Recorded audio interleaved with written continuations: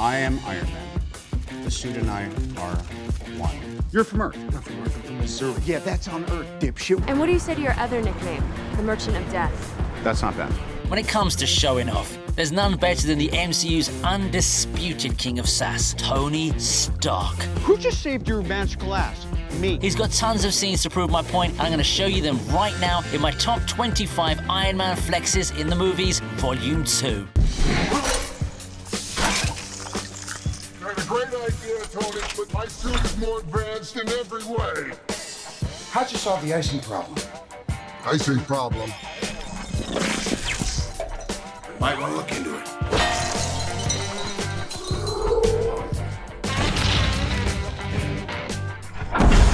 It makes sense to kick things off with a film that started it all. Watching the first ever Iron Man film in cinemas was kind of like being part of some revolutionary moment. It felt special and led to an amazing decade filled with endless sass from the genius, billionaire, playboy, philanthropist. Truth is, I am Iron Man. Since it all started here, I'm going to pick up a critical moment which came in the final battle between Iron Man and Ironmonger. It's no secret that Obadiah hated Tony with a living passion, and it showed in his frustration when his employees couldn't replicate in a high-tech lab what Mr. Stark did in a cave with spare parts. That scene in itself showed us why Iron Man is such a legend, but he took it a step further when he faces off against Ironmonger. Bro knew his opponent wouldn't even have known about the icing problem, and he made sure to humiliate him with a live example. That little boink on the head was the perfect way to establish dominance too. The services are no longer required.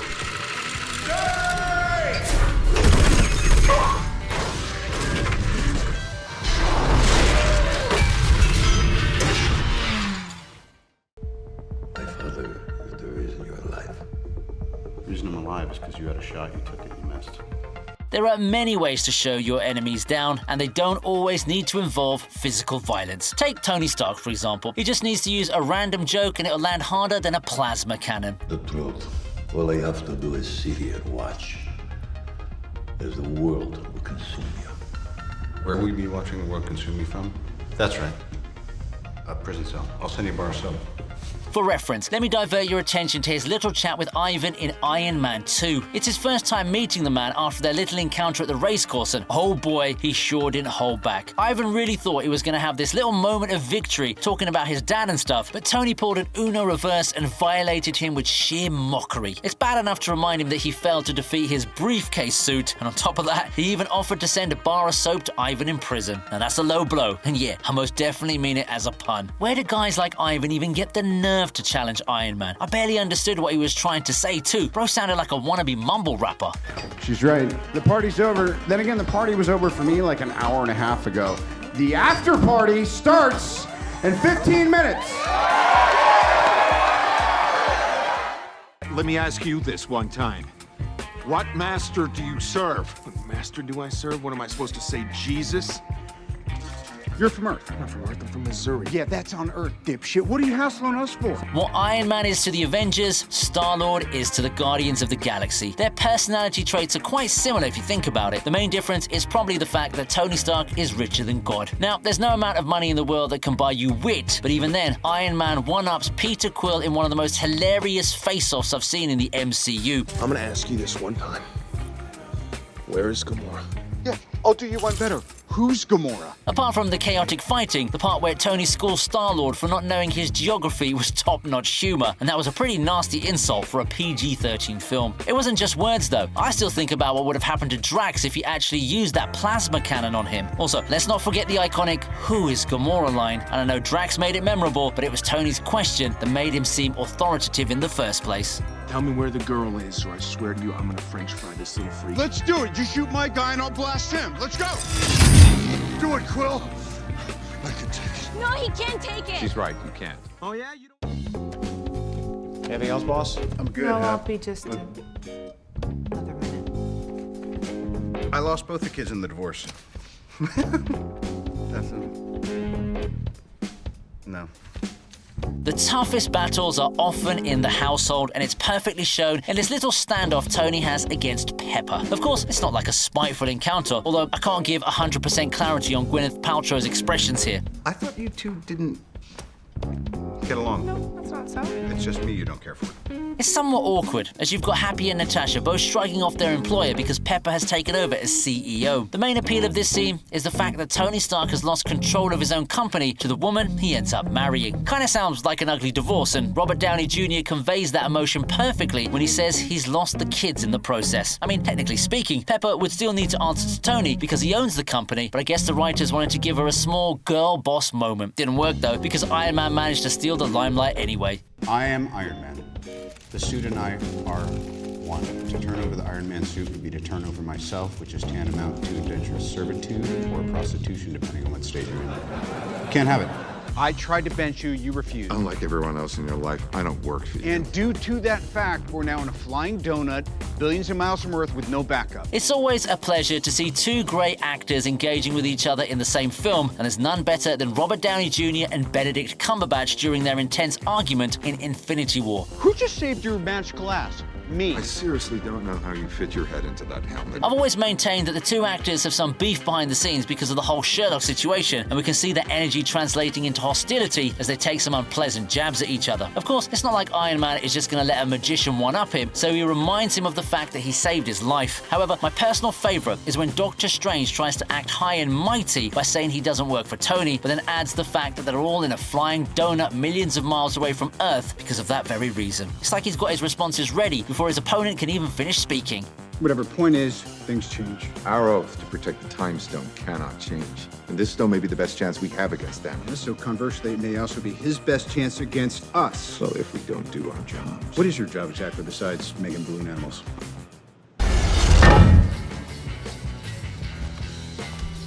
Come to confess your sins. I don't know. How much time you got? Tony Stark has got so much sass that even his inventions feed off it and create their own personalities. Case in point here would be Ultron, who most definitely sounds like Iron Man if he ever flipped over to the dark side while reading books on philosophy. Have you been juicing? A little vibranium cocktail? You're looking, I don't want to say puffy. You're stalling to protect the people. That is the mission. You forget. Their little chat before the Battle of Sokovia was a nice way to reflect upon their relationship between the creator and his creation. Of course, our man has to flex his superiority, so he tries to mock Ultron and succeeds, despite the villain's massive appearance. The best part about Tony here is that he doesn't let his opponent intimidate him with the new vibranium suit, and he stands his ground. I mean, if you're gonna ask questions like, how much time you got, or mock Ultron for forgetting the mission, it shows that you can stand tall even if you're on the shorter side of the scale. No, really, I think Robert Downey Jr. is like 5'8" or something. That's a little under the average height for American men. Shit! Language. No one else is going to deal with the fact that Cap just said language. I know. I've dated hotter chicks than you. That's all you got? Cheap trick and a cheesy one-liner? Sweetheart, that could be the name of my autobiography. It's no secret that with great wealth comes great female attention. This holds especially true for a personality like Tony Stark, because if it were up to him, he'd probably woo every pretty lady on the planet. As a matter of fact, I'd even go as far as to say that his mere presence makes women lose control and explode. Take Ellen Brandt, for example. She couldn't get enough of Iron Man, so she ended up bursting into flames. Alright, enough with my innuendos. Let's move on to Tony's. Even without his suit, this man is a menace, and it shows in the way he taunts Brandt by saying he's dated hotter chicks than her. If not anything else, at least you should have applauded his wit, but the woman trying to insult his cheesy one-liners and cheap tricks. Big mistake, lady. Tony had a line ready for that as well. See, there's no way you can resist a man with that much sass.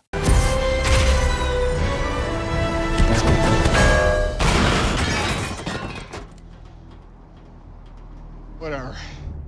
She's actually doing a big sprint on me for Vanity Fair. I thought I'd throw her a bone, you know. Right. Yes. Well, she did quite a spread on Tony last year. And she wrote a story as well. It was very impressive. That was good. I wasn't kidding when I was talking about Iron Man's popularity with the ladies. Bro's a literal chick magnet, and not the kind you can create in a lab like the Iron Man suits. As a matter of fact, he's so good at this skill that his own girlfriend flexes for him in front of others. Take the scene where Justin Hammer shows up with that journalist Christine from the first film. I'm actually hoping to present something at your expo.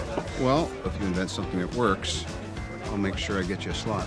Mr. Stark? It was obviously meant as some kind of flex from just inside, but we didn't even need Mr. Stark to do his thing here. Pepper simply tells him about the spread Christine did on her man last year, and then Tony makes the pun clear by stating she also wrote a story on him. Man, this is as badass a flex you can see. It's hard enough for us mortals to find just a girl in general, and this dude's got his woman defending his promiscuity. It's like he's got some god-level cheat code to life. You know, the question I get asked most often is, Tony, how do you go to the bathroom in a suit? Just like that. Do you mind signing my drawing? If Richard doesn't mind, you all right with this? Yeah. Dick? Fine with me. What's your name? Erin. I'd loved you in A Christmas Story, by the way. The MCU made a name for itself not just with excellent character arcs and revolutionizing CGI, but also with impressive meta humor. I know they kind of go over the top nowadays with it, but back when comic book movies were still good, they had a lot of memorable moments. Tony Stark obviously was the pioneer when it came to making such jokes, and the Christmas Story moment in Iron Man 3, that was a prime example. It's funny in itself because of how Tony mocks Rhodes and proceeds to sign the autographs. What most people don't know is that the line dates back to the first film. The actual kid from A Christmas Story, Peter Billingsley, was the scientist who says, "I'm sorry, I'm not Tony Stark," to Obadiah in the first Iron Man. I came across this on Reddit and it blew my mind, especially after I validated the Easter egg with my own research. Bro literally flexed in real and real life at the same time. I hate to cut you off. Do you have your taser on you? Why? I think there's a gal in HR is trying to steal some printer ink. You should probably go over there and zap her. Nice. Okay? Go. You've been called the Da Vinci of our time. What do you say to that? Absolutely ridiculous. I don't paint. Okay, so do you remember Christine from a couple of entries ago? Well, here she is in her first actual interaction with Tony Stark. We all know how the scene ends, and it's a huge W for Iron Man, but I want to point out a line he says that's both funny as well as sassy. And what do you say to your other nickname, the Merchant of Death? That's not bad. Christine mentions how people like to call Tony the Da Vinci of our time, and he simply dismisses that claim by saying he doesn't paint. Well, there might be truth to that, but the key takeaway is Bro delivers the line with top-tier riz. I mean, he did end up getting down and dirty with a trigger-happy reporter, even after she tried to call him the Merchant of Death. Yeah, you can try all you want, you can't deny his Giga Chad credibility. Tony Stark might not be the one with a paintbrush, but he sure knows how to make a masterpiece. You let your friend fly away with your suit. Now, if I didn't know better... You don't know better. I didn't give it to him. He took it. Whoa, whoa, whoa. Look, if you do this and it doesn't work, you're not coming back. Thanks for the pep talk, pissant. Just because your superhero title ends with man, it doesn't necessarily mean you get to command the same amount of respect as the legends. Just look at Aquaman. He's still reeling from all those romantic fish jokes. In the case of Scott Lang, though, he's definitely not on the same level as Tony Stark, and he's been shown his place quite a few times. Remember that mini encounter in Civil War? Pim always said you never can trust a Stark. Who are you? Yeah, that wasn't bad enough for Ant-Man. He gets violated again when he tries to interrupt Tony's chat with Captain America. Needless to say, he got the raw end of the stick, and that too in punny fashion. Being called a pissant is pretty bad in any case, but the fact that Tony specifically chose that word because he knew of Scott's alter ego as Ant-Man was an additional touch of class. The tone was pretty dismissive, but to be fair, it's not like Scott was adding any value to the conversation. Is that Axe body spray? Yeah, I had a can of the desk for emergencies. Relax. Can we focus, please? I'm going inside you. Tony, maybe this might not be the time. Really? That's it. You just roll over, show your belly every time somebody snarls. Only when I've created a murder bot. We didn't. One thing that's for sure, your privates need to be made of steel if you think you can provoke the Hulk. It makes sense that the one to do it would be Iron Man because, well, I guess it's kind of in his name really, isn't it? Listen, I'm not supporting the idea of creating a murder bot, so I'm definitely with Bruce Banner on that, but even then, I couldn't help but laugh when Tony angrily rebuked his partner in crime for being so gullible. It was pretty insulting too. Rolling over to meet someone's demands is a very personal insult, and if the angry green giant had heard this, we might have seen the Hulkbuster a lot earlier in this film. I'm sorry. Having said that though, Tony did prove that he's not the type to step away from his ground just because he's outnumbered. Bro might not be able to commit to the ladies, but it's a whole different story when it comes to the flexes. A hostile alien army came charging through a hole in space. We're standing 300 feet below it. We're the Avengers. You have reached the life model decoy of Tony Stark. Please leave a message. This is urgent. Then leave it urgently. Getting a hold of Tony Stark is no easy feat. I mean, it's not like you can find billionaires in the local yellow pages, and on top of that, dude's freaking Iron Man. So if you do manage to get his cell, you should at least do him the courtesy of getting to the point quickly. Phil Coulson found that out instantly when he tried to tell Tony he had an urgent message for him. Iron Man's response was obviously hilarious AF, but it was the swiftness of his reply that really had me rolling on the floor. Bro really wanted to get nice and comfy with Pepper, didn't he? I would have placed this one a little higher on my list, but then Phil actually invades his privacy, and we find out that he and Pepper are friends, so I'm not sure if Tony really came out on top here. Big man in a suit of armor. Take that off. What are you? Genius, billionaire, playboy, philanthropist. All right, I'm gonna give you a chance to escape. Put down your weapons. Tie yourselves to those chairs. I'll let you live. In 5, 4, bang! Wow. 5, 4, 3, 2, 1. Told you. The Mark 42 is probably Tony's most infamous suit in the MCU. That thing was never really able to stand out because it just kept failing. Even then, Tony Stark managed to redeem the suit and gave us a few memorable moments, like the one where he escapes from Killian's captivity. The essence of this scene lies in the humor, but it's also presented with a nice hint of sass, especially after some of the parts finally reach Tony. It's nice to see the evolution of the suit as well. In the first film, Tony had such a hard time with the suit's flight mechanisms, but here he can fly with just a couple of repulsors. The genius of this movie was that Stark's technology was constantly failing him in multiple situations, but he's still able to come out on top. This shows that it takes more than just the suit to be Iron Man. Now I understand why he used that line on Spider-Man in Homecoming. I'm gonna need the suit back. For how long? Forever. Yeah, let's No, have no, no, worms. please, please, please. Mr. Let's Stark, have it. You don't understand. This is all I have. I'm nothing without this suit. If you're nothing without this suit, then you shouldn't have it, okay? Stark he's a sickness. Oh, Junior. You're gonna break your old man's heart. A father must always take accountability for his son, but Tony Stark is a whole different breed. Not only did he refuse to take the blame for what happened with Ultron, he tried to make another version of the robot without knowing whether he'd succeed. However, even somebody as tough as Iron Man couldn't help but acknowledge the fact that Ultron was his child. I liked his entrance in this face-off, and that line was an example of peak-level sarcasm. I think you're confusing peace with quiet. Yeah, what's the vibranium for? They even made it a little dark by having the father destroy the son after their battle. On a side note, what was Thor even doing there? He could have easily taken down everyone in the opposition with minimum effort. And yes, that includes Wanda too. The writer hadn't given her all that ridiculous power till Civil War. Nobody has to break anything. Clearly, you've never made an omelet. You beat me by 1 second. Don't forget, I'm half human, so that 50% of me that's stupid, that's 100% you. Your math is blowing my mind. We're in the top 10 zone now, and I'm kicking it off with one of Iron Man's most sarcastic lines ever. Star-Lord's on the receiving end once again as he tries to explain his math logic to our heroes, but only ends up proving that he never really had a legitimate education. A genius like Tony Stark will obviously not take to such idiocy, which is why his "your math is blowing my mind" line is such a savage burn. Are you yawning in the middle of this while I'm breaking it down? Huh? Did you hear what I said? You know, we live in an age where people resort to foul extremes just to add weight to their insults, but if you use your brain like Iron Man, you won't ever have to rely on profane language ever again. I genuinely believe this is one of the best jokes ever written in the MCU. I really want to know what happened to these writers in Phase 4. Like, did they not get a raise or something? We gotta coalesce, because if all we come at him with is a plucky attitude... Dude, don't call us plucky.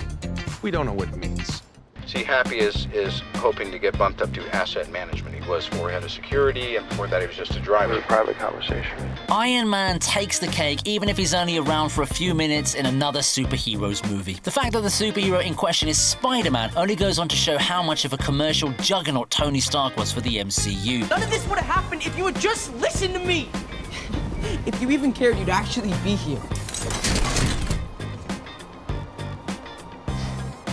I did listen, kid. Since we're looking at Flexes here, I want to bring your attention to how he violates Happy by calling him a driver when he just joined Stark Industries. Of course, he does say nice things about his most trusted employee, but even then, you don't have to do him dirty like that, bro. Here's a fun fact. Jon Favreau, who played Happy, was the one who fought tooth and nail to get Robert Downey Jr. hired for the role of Iron Man. Yeah, that was probably the best decision ever made in the MCU era. I'm 15. No, this is where you zip it, all right? The adult is talking. What if somebody died? Am I gonna be okay? No. You're in a relationship with me. Everything will never be okay. Pepper Potts is actually a very likable character. She can run Stark Industries in Iron Man's absence, she stands up for Tony even if it's to show off his side chicks, and she even saves her lover boy from the oddly overpowered Killian. Man, I'd do anything to get a woman like that. However, for a man like Tony Stark, I guess that's just the norm when it comes to relationships. He even says it to her after they get rid of Killian in Iron Man 3. After everything that happened in this sequence, the fact that Tony still had time to crack a joke shows why he's such an alpha. I mean, his girlfriend is literally at risk of bursting into flames, and bro just went on like, yeah, that's what happens when you date me.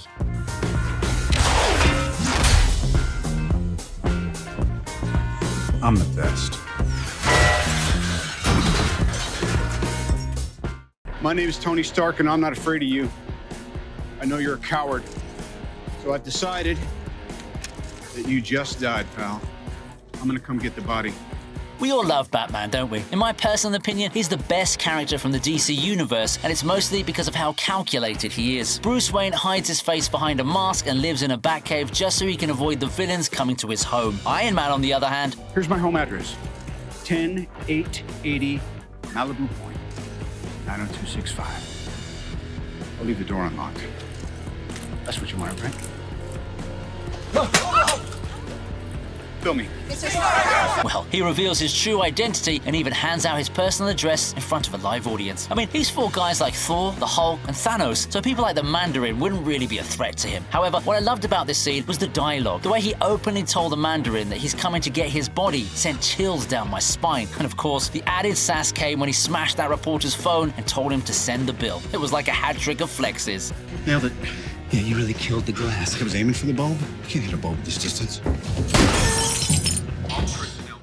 My mom already left for the diner, and Dad went to 7-Eleven to get scratchers. I guess he won, because that was 6 years ago.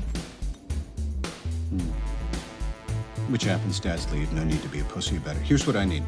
Tony Stark is an ideal role model, not just for adults with ambitions, but also for kids with daddy issues. I mean, he did have it tough with his dad when he was a boy, but he managed to grow past it and focused on becoming a successful human being capable of unsurpassable feats. His ideals and thought processes were seen in his interaction with Harley Keener in Iron Man 3, especially when he told him not to be a wuss just because his dad left him. Look, I know that's a horrible experience and no one should ever have to go through it, but life's tough, so you gotta be even tougher, right? That's exactly the kind of mentality that Tony Stark instilled into Harley, and it clearly had an impact on the kid's life. After all, he did attend Iron Man's funeral.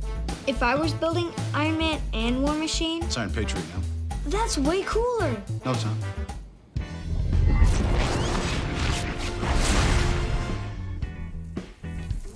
That man has no regard for long maintenance. Thor and Iron Man have always had a kind of topsy-turvy relationship. Do not touch me again.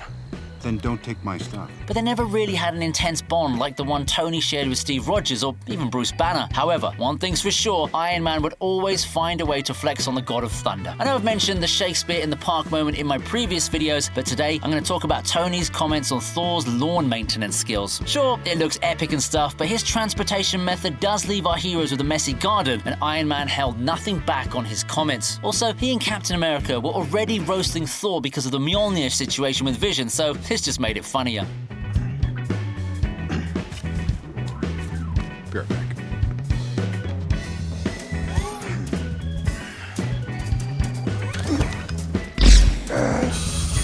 Are you even pulling? Are you on my team?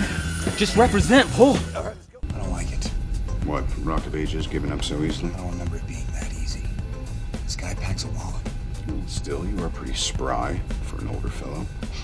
If he can violate the superior brother, it is but obvious for Iron Man to humiliate the weaker bro as well. Loki never should have tried his hand at being the villain, and Iron Man's flexes have proven it time and time again. How will your friends have time for me when they're so busy fighting you?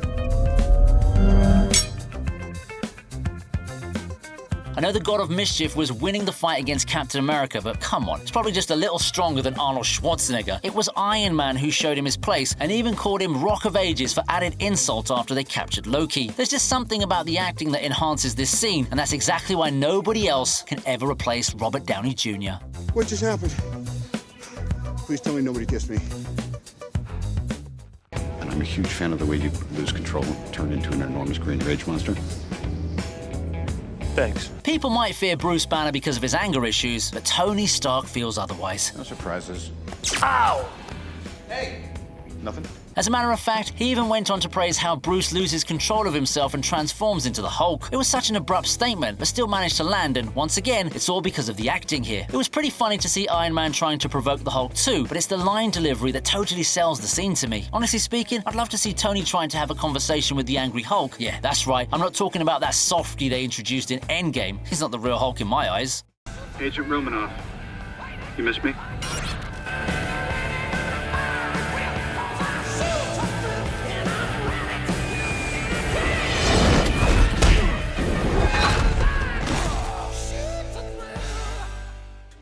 Sir, there are still terabytes of calculations needed before an actual flight is a Jarvis, sometimes you gotta run before you can walk. With the way AI is evolving, it really looks like humans and robots are going to be working together in the near future. Iron Man, though, has always been a step ahead with Jarvis in his Iron Man suit. Bro ended up teaching his AI about motivational thinking by making him run before he could even walk. Of course, that is just a figure of speech, because what the two of them are actually doing here is freaking flying. I love the confidence on display, even though it's fairly evident that neither Tony nor Jarvis can predict how it's going to turn out. It's completely wrong. I didn't expect that. Either way, it gave us an epic flex and an unforgettable memory. Let's face it, this is not the worst thing you've caught me doing. You throw another moon at me, and I'm gonna lose it. Doesn't matter if you're a mad titan with unimaginable power, shouldn't piss off Iron Man. He communicated that loud and clear after Thanos threw a freaking moon at him, and it earned him the respect of the MCU's most threatening villain. Dog. You know me? I do. You're not the only one cursed with knowledge. My only curse is you. Look, I'm not here to comment on the fight that happens after this little chat. For me, it's about Tony's fearlessness and his absolute determination to save the world from a crazed supervillain. The tone of his voice had a strong sense of anger in him, and if you can display that kind of confidence to a guy who makes the freaking Hulk look like a child, then there's no better flex in the history of flexes. I am inevitable.